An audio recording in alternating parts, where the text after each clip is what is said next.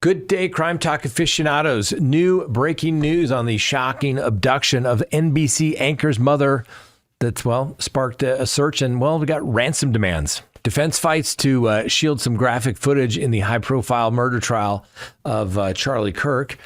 An elderly Ohio man is sentenced to life in prison after a scam leads to a fatal shooting.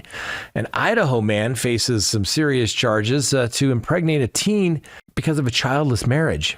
We've got this day in legal history, our quote of the day, and our dumb criminal. Let's talk about it. All right, lawyer.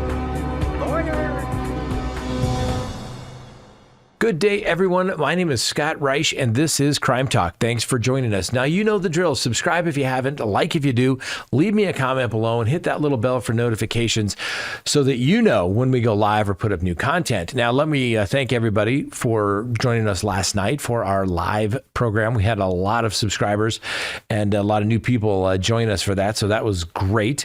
Also, go check out the daily video that we put out yesterday as well. Let me remind you to go to crimetalkprep.com. Now, have you noticed the last couple of weeks, they've had some snowstorms, some ice storms across the South. Ladies and gentlemen, you never know when a little snowstorm, a couple of inches, is going to shut everything down. You never know when there's going to be a blizzard, shuts everything down. Could be some other natural catastrophe or something man-made, God forbid, right? You're going to have to be able to feed yourself and your family.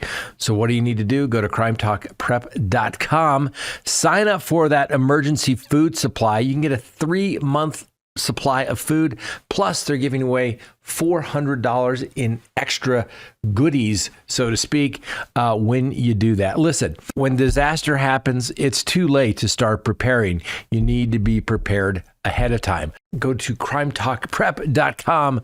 You're going to be happy that you did. All right, let's go ahead and get to the docket today for February 4th, 2026. And first on the docket, breaking news in the abduction of Savannah Guthrie's mother. That's right. Police in Tucson, Arizona are intensifying efforts to locate Nancy Guthrie, the 84-year-old mother of NBC's Today Show anchor Savannah Guthrie, following her apparent abduction from her home over the weekend. Now, the case has drawn a lot of attention due to the evidence of foul play, including blood at the scene and unverified ransom demands, while officials emphasize that no suspects have been identified. The investigation, led by the Pima County Sheriff's Department with FBI assistance, underscores the urgency given Nancy's frail health and dependency on daily medication. So Nancy, who resides alone in the affluent neighborhood in the Catalina foothills, was last seen after dinner with her daughter, Annie Guthrie, and son-in-law, Tommaso Cioni, on Saturday evening. Signs of forced entry were discovered at her residence, along with blood traces inside and outside the property. Now, her pacemaker ceased syncing with an Apple Watch around 2 a.m. on Sunday, potentially marking the abduction time. She left behind her cell phone and essential medications, heightening concerns for her well-being. So ransom notes demanding millions in Bitcoin have surfaced, including one sent to TMZ that contains specific details about her home and attire. A similar note was reportedly received by a local television station there in Tucson at KOLD.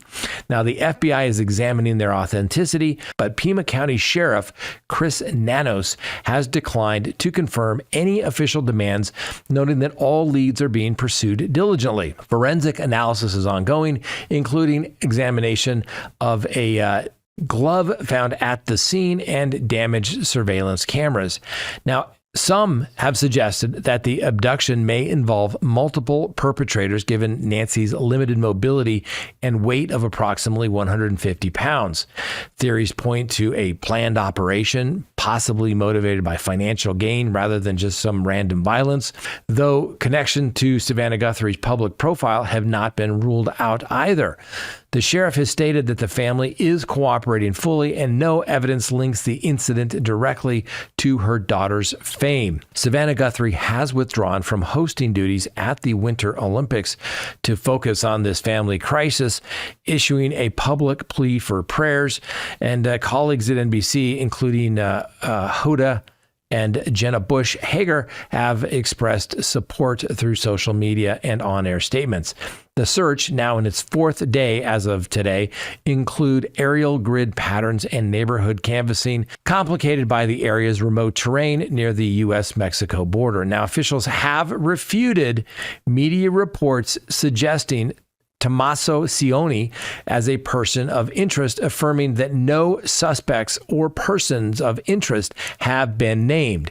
They also denied claims that they seized a vehicle linked to the family. The public is urged to provide tips and aid the investigation. So, quick timeline of events, just to give you some context. Saturday evening, January 31st, 2026. Nancy Guthrie dines with her daughter, Annie, and son-in-law. Cioni drops her off. The son-in-law drops her off at home about 9:45, confirming she entered safely. Late Saturday night, early Sunday morning, February 1st, the abduction occurs. The pacemaker stops syncing with the Apple Watch at approximately 2 a.m. Sunday morning, February 1st, Nancy misses her regular church service. Family reports her missing to the police. Tuesday, February 3rd, the ransom notes demanding Bitcoin are received by TMZ and KOLD. Pima County Sheriff holds a press conference. Aerial searches are conducted. And then today, Wednesday, February 4th, the ongoing investigation with no suspects identified. And the police basically ruled out reports that the son-in-law was a person of interest. Police are waiting forensic results, and obviously, it's going to continue. Now, we talked about this a lot last night on our live. Lots of interesting information. Obviously, they're going to be going through the video cameras just about everywhere they could possibly find to see cars coming in. They're going to be pinging cell phone towers and looking at all the phones in the area. The glove that was found outside the residence, they're going to be looking for that to see if there's any DNA evidence on there. Put it into CODIS, see if that person, if there's any DNA usable there, to see if that person has a criminal history. So much going on there. Obviously, they're going to be talking to the family. They already have. The police have already said the son-in-law is not a suspect. This is a weird case. And the fact that Miss Guthrie needs her medication basically to potentially survive and prolong her life. This is a matter of great importance, and time is of the essence. Hopefully, someone somewhere saw something and reports it to the police that will result in the quick recovery of Miss Guthrie and the arrest of whomever took her. Next, the defense makes some interesting arguments to keep evidence out of the Charlie Kirk trial. So in a courtroom battle underscoring the tensions between public transparency and the defendant's right to a fair trial, attorneys for Tyler Robinson, accused of fatally shooting Charlie Kirk during a campus rally, moved to suppress viral videos depicting the incident. Now, the motion, heard in a preliminary proceeding, highlights broader concerns about media influence in sensational cases. Now, the hearing was held on February 3rd, and they're continuing today. They're in Utah, and they addressed multiple defense requests, including efforts to exclude the graphic video evidence from pretrial proceedings and to ban cameras from the courtrooms. Now, the prosecutors presented screenshots from the footage as evidence, but the full video were withheld following objections from Robinson's legal team. They argue that widespread dissemination of the material could irreparably bias potential jurors, compromising Robinson's constitutional protections. Now, some have chimed in that have validated these concerns. There's a law professor from Cornell Law School who does research on jury dynamics and explained that there's extensive media exposure encompassing video images and analysis of the events can predispose jurors to preconceived notions. And such prior knowledge from media sources directly influences how evidence is interpreted in court.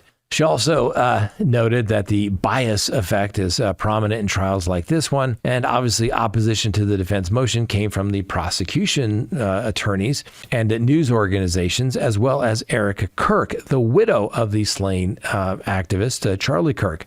Now, in court filings, Erica Kirk's counsel contending that restricting access would foster misinformation and erode trust in the judiciary. Without openness, unfounded theories and speculation could undermine the process, the filing stated. The prosecutors echoed this, advocating for continued public access to maintain accountability. So for those who aren't familiar, Tyler Robinson, who's only 22, faces the charge of aggravated murder for the September 10th, 2025 shooting at the Utah Valley University in Orem, where Kirk was addressing an estimated 3,000 attendees at the Turning Point USA event. Kirk, known for galvanizing young conservative voters in support of former President Donald Trump, was killed amid his speech. Now, police and prosecutors plan to pursue the death penalty, requiring proof of aggravating factors such as a crime's heinous nature, a threshold where the disputed video could prove pivotal in swaying perceptions of cruelty.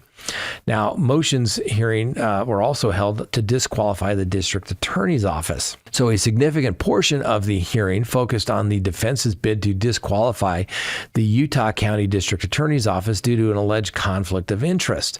The motion centers on the Chad Grenadier, a deputy county attorney involved in the prosecution, whose adult daughter was present at the rally where Kirk was shot. Defense attorneys asserted that this familial connection compromises impartiality and could influence the case's handling. The attorney's daughter testified during the hearing, clarifying her role. She did not record the shooting or its immediate aftermath. Seated in the audience, she heard a loud noise and a nearby shout indicating somebody had been hit, but didn't witness Kirk directly. She only learned of his identity after fleeing to safety. The Utah County Attorney, Jeffrey Gray, also took the stand, revealing that he contemplated the death penalty prior to Robinson's arrest. Gray could not pinpoint when he informed state and federal officials, but justified the early announcement as a means to curb public speculation amid intense scrutiny. Delaying would only heighten uncertainty, particularly for the victim's family, Gray testified, referencing Eric Kirk's need for resolution. Additional evidence presented included testimony from the Utah State Bureau of Investigation agent, a guy by the name of David Hull, who confirmed that DNA on a firearm recovered near the campus matched Robinson's. Now, reports also indicate Robinson texted a partner about targeting Kirk due to perceived hatred in his rhetoric. Well, the judge, Tony Graff, presiding over the proceedings, and he deferred a decision on the disqualification motion, announcing he could rule by February 24th. Now, this timeline allows for further review of the claims, balancing the defense's allegation against the prosecution's assertions of no impropriety. If granted, the disqualification could delay the trial and require reassignment to another district attorney's office, potentially outside Utah County, to ensure neutrality. But obviously this case has a lot of political undertones and adds layers of complexity. Kirk's prominence in, obviously, his activism circles have fueled partisan narratives, with early assumptions about shooters' motives circulating widely before charges were even filed. Are there issues of pre-existing bias that may close minds? Yes, but you know what? That's what voir dire is for.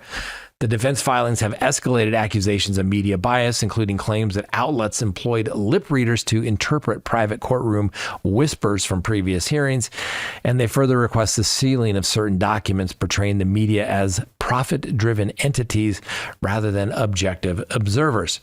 Now, as this trial progresses, the debates underscore the challenges of obviously conducting a high visibility case in an era of instant digital sharing, where you also have to ensure a fair and impartial jury as well. So a lot of interesting issues here. One, do I think the district attorney's office will be disqualified? The county attorneys, I think, is what they refer to it there in Utah. No, just because a DA's child was there at that particular scene. No. Should the whole office be disqualified? No. Was the district attorney's daughter going to be called as a witness? Doesn't sound like it. She has nothing relevant to add to the prosecution. At most, you disqualify that particular district attorney and remove them. But I don't see it as a basis for disqualification at all. We'll see, sometimes judges don't always agree with my analysis. Wouldn't be the first time. Won't be the last. I assure you of that. Anyway, And then on the issue of transparency, listen, I get it. I just did a homicide at the end of last year. Did it with an associate here in the office. We lost the trial. Guess what? It was a shooting on video. Judge, I would like to not play the video of the shooting that is relevant to these proceedings because it's too graphic. No, that's a murder, ladies and gentlemen. So I cannot see this video not coming into evidence. And we've all seen it already, for goodness sakes. It's prejudicial. Yes, it is. But is the prejudicial effect far outweigh any probative value under Rule 401 and 403 under the rules of evidence? Absolutely not. It is, in fact, very relevant to the element that obviously Charlie Kirk was killed, how he was killed, where he was killed, when he was killed, right? Date, time, location, things they have to prove in the charging documents. And then the DNA evidence goes back to Mr. Robinson. It's the video's coming in and they're not going to disqualify the DA. That's my prediction. Next, an elderly Ohio man sentenced to life in prison. This is a weird one, ladies and gentlemen. We brought you this case when it first happened. So in a tragic case highlighting the dangers of some sophisticated scams targeting vulnerable individuals, an 83-year-old Ohio resident has been sentenced to what is effectively a life in prison sentence for the mistaken killing of a 61-year-old Uber driver. So William Brock, deceived by fraudsters into believing he was under threat, fatally shot Lo Letha Tolland Hall outside his home in South Charleston, Ohio, back in March of 2024. So Brock received a sentence of 21 years to life on Monday from the Clark County Common Pleas Judge Douglas M. Rasteter, following a jury conviction on charges including felony murder, felonious assault, and kidnapping. Given his age, obviously, it's going to be a life sentence. He will more likely die in prison. Now, the verdict obviously underscores the devastating consequence of this online scam that exploited fear and confusion, resulting in an unintended violence against innocent parties. So this incident stemmed from an elaborate fraud scheme in which scammers contacted Brock, demanding $12,000 under threats to harm him and his family. Believing the threats were credible, Brock grew increasingly paranoid. Unbeknownst to him, the perpetrators manipulated the Uber app to dispatch Tolland Hall to his residence under the pretense of collecting a package. Tolland Hall, a mother of one, arrived unaware of the scam and with no intent to harm anyone. And the dash cam footage from Tolland Hall's vehicle captured the encounter. And upon her arrival, Brock confronted her with a .22 caliber revolver, demanding she reveal who had sent her. He seized her phone and blocked her exit, escalating the situation into a physical struggle. Now, during the altercation, Brock fired multiple shots, wounding Tolland Hall in the upper left torso, left thigh, inside her left knee, and sternum. She attempted to flee in her car, but succumbed to her injuries during the emergency surgery at a local hospital. Now, in a recorded 911 call following the shooting, Brock described receiving persistent threatening calls from the scammers who claimed to have a relative in jail requiring bond money. He informed responding officers that he had been on the phone for hours and feared for his life, stating he did not intend to harm Tolland Hall, but believed she posed an imminent danger. Body cam footage from the law enforcement further documented Brock's account, where he asserted self-defense, claiming Tolland Hall had attacked him after the initial shot. Prosecutors dismantled Brock's self-defense argument by emphasizing Tolland Hall's defenseless state. She made no threats or demands, merely inquiring about the package she was assigned to pick up. And the Clark County Assistant Prosecutor, a guy by the name of Kadani Scott, argued in court that a reasonable individual would not resort to lethal force against an unarmed woman based solely on a scam-induced fear. The response to verbal threats does not warrant the taking of a life, Scott stated, highlighting the absence of any immediate peril from Tolland Hall. Well, another prosecutor described the case as one with no victors, noting the true culprits, the scammers, remain at large, and the individuals who orchestrated this tragedy have yet to face justice.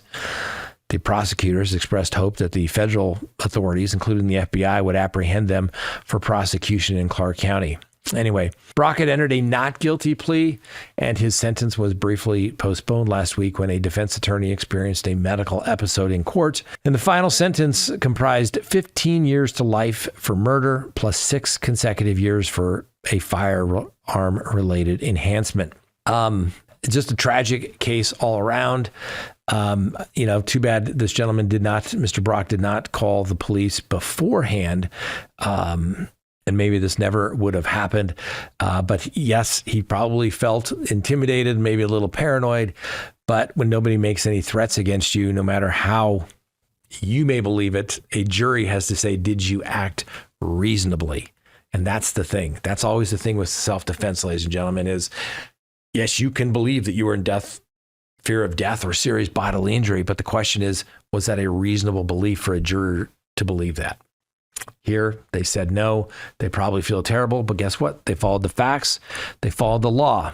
Sometimes you don't always get the result you think may be the right one.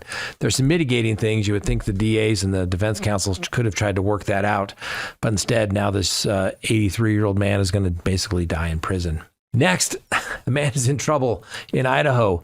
Well, for impregnating a teenager because his wife couldn't get pregnant. That's right. Hold on, ladies and gentlemen. You can't make this stuff up.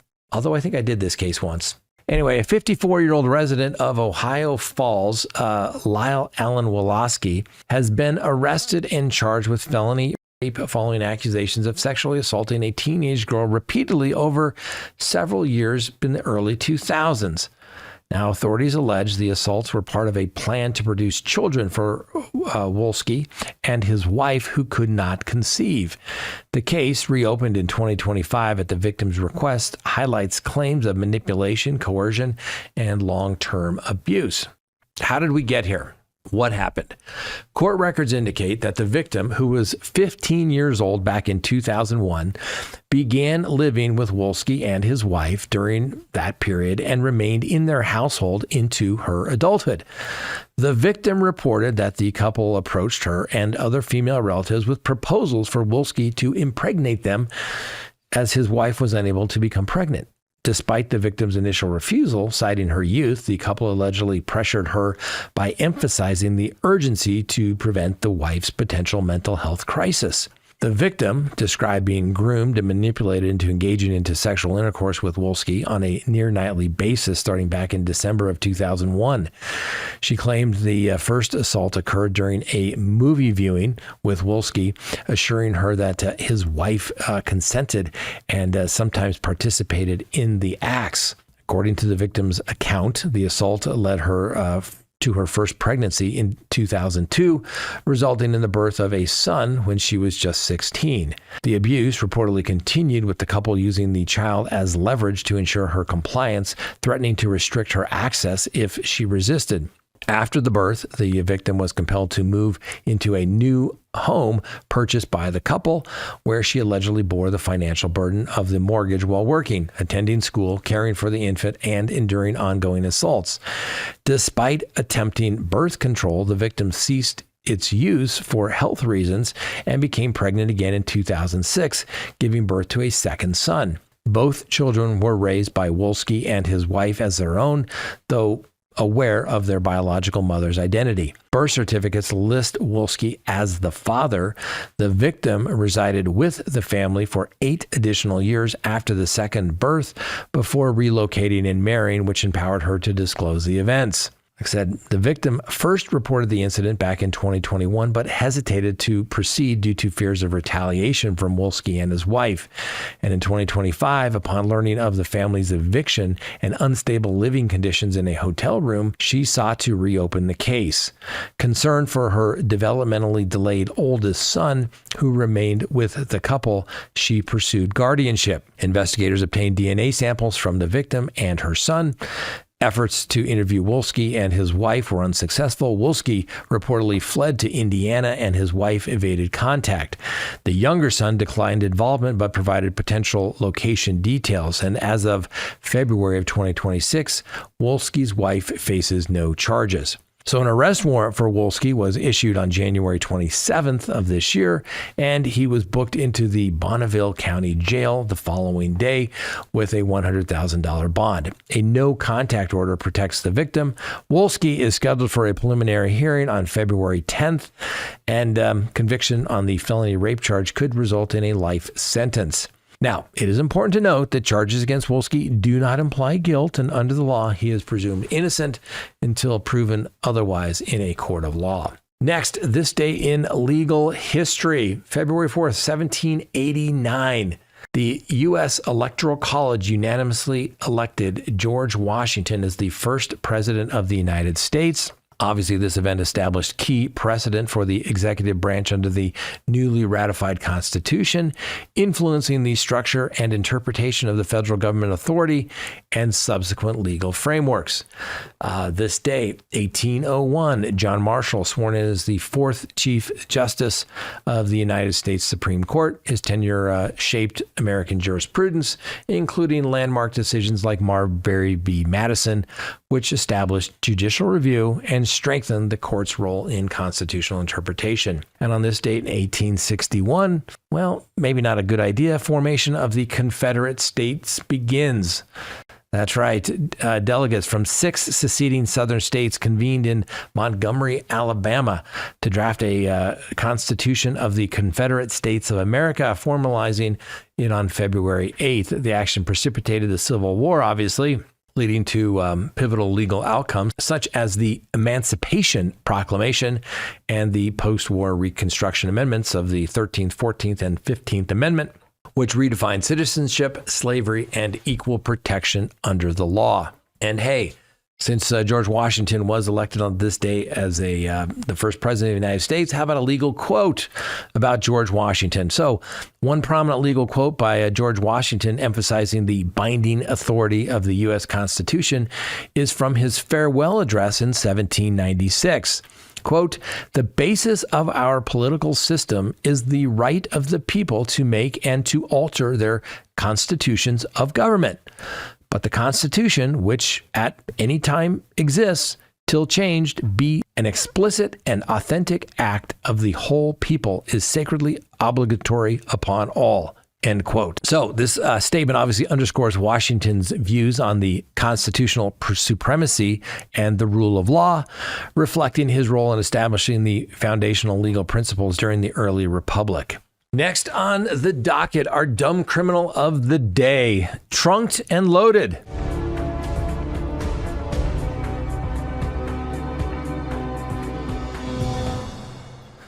A DUI driver's bizarre cargo hauls, him into custody. And this took place here in Westminster, Colorado, where the Crime Talk studios are actually located.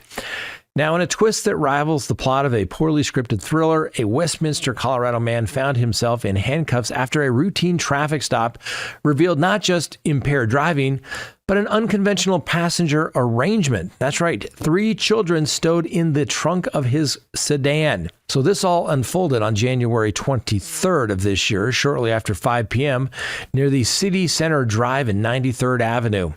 Westminster Police Department body cam footage released via social media on Tuesday evening captures the surreal encounter. The officer initiates the stop, inquiring if the driver knows the reason. With remarkable self-awareness, the man confesses, "Because I was acting like an idiot." The officer concurs, noting the driver's good fortune in avoiding a collision. Suspecting intoxication, the officer probes further about alcohol consumption, citing a distinct odor emanating from the vehicle. The driver's defense, "No, sir, it's my Zins." Uninitiated For the uninitiated, Zins are nicotine pouches hardly known for mimicking the bouquet of spirits, a point the officer dryly acknowledges. "So they smell like alcohol. Okay, that's interesting." Requested to perform roadside sobriety tests, the man initially consents but swiftly retracts, leading to his arrest. It is during this process that he casually discloses, quote, "My kids are in the trunk," end quote. Officers promptly investigate, opening the compartment to find 3 youngsters inside, one clad in an orange Denver Bronco jersey featuring wide receiver Cortland Sutton. The footage shows an officer addressing the children with evident surprise. "What are you guys doing?" The clip concludes with a pointed query from the officer to the now detained driver. You didn't think that having them be a good idea to say something before?